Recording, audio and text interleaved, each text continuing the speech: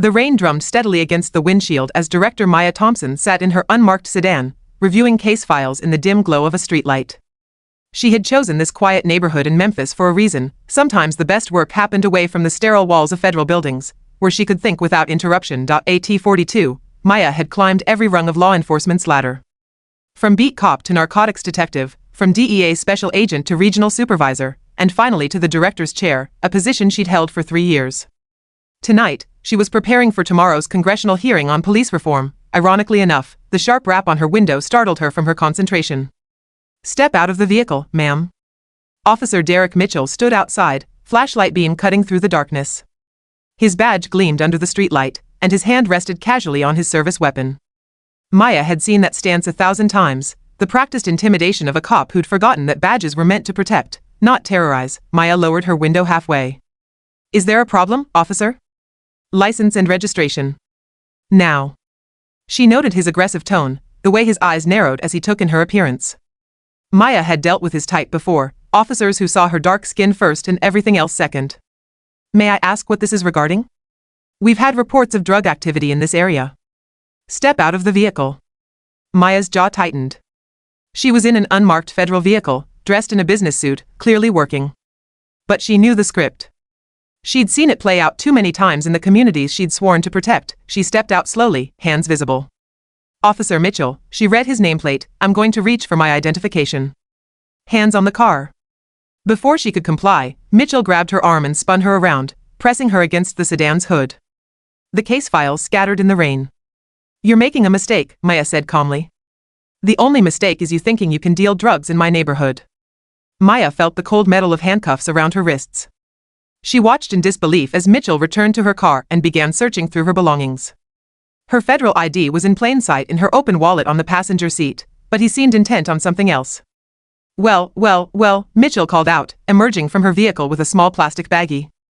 "Look what we have here." Maya's blood ran cold. The baggie contained what appeared to be cocaine, and she knew with absolute certainty it hadn't been in her car moments before. "That's not mine, and you know it." Mitchell smirked. "They all say that, sweetheart." "You have the right to remain silent." As he began reading her rights, Maya's mind raced. She thought of all the times she'd heard similar stories in internal affairs reports, stories she'd sometimes doubted, sometimes dismissed as exaggerations. The bitter taste of her own naivety filled her mouth. "Officer Mitchell," she said quietly, "before you make this arrest official, I suggest you look at the identification in my wallet." "Nice try. I've heard every story." "Look at the ID." Something in her tone made him pause. Mitchell walked back to her car and picked up her wallet. Maya watched his face change as he examined her federal credentials. The color drained from his cheeks as he read, "Director Maya Thompson, Drug Enforcement Administration." This has to be fake," he stammered. Maya turned around despite the handcuffs. "Call it in. Have your supervisor verify my identity." Mitchell's hands shook as he fumbled for his radio. "Dispatch, I need you to run verification on a DEA Director Maya Thompson." The radio crackled. "Officer Mitchell, did you say Director Thompson?" "Sir, she's scheduled to testify before Congress tomorrow morning about police misconduct. Her photo was in our briefing materials." The silence stretched between them like a canyon. Mitchell stared at Maya, the planted evidence still in his hand, the full weight of his actions crashing down on him.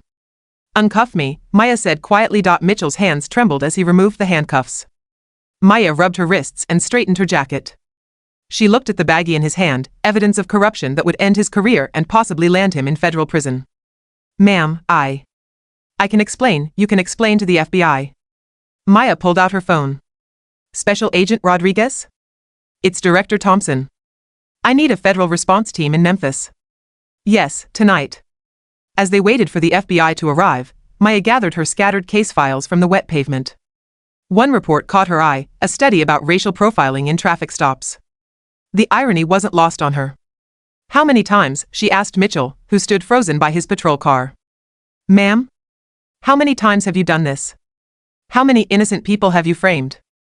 Mitchell's silence was answer enough. Within 30 minutes, the quiet street bustled with federal agents. Maya watched as they processed the scene, photographed the planted evidence, and read Mitchell his rights.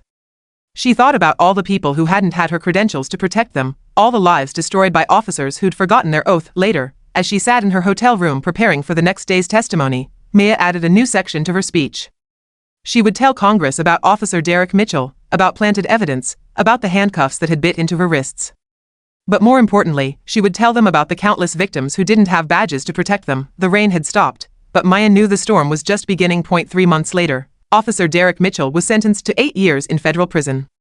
The Memphis Police Department implemented body cameras for all officers, and Maya's testimony helped pass the most comprehensive police reform bill in decades. Sometimes justice came from the most unexpected places, even from a quiet street on a rainy night, where a corrupt cop made the mistake of targeting the one person with both the authority and the determination to make sure he'd never harm anyone again. Maya kept the case file from that night on her desk, a reminder that the badge meant nothing without the integrity to wear it honorably.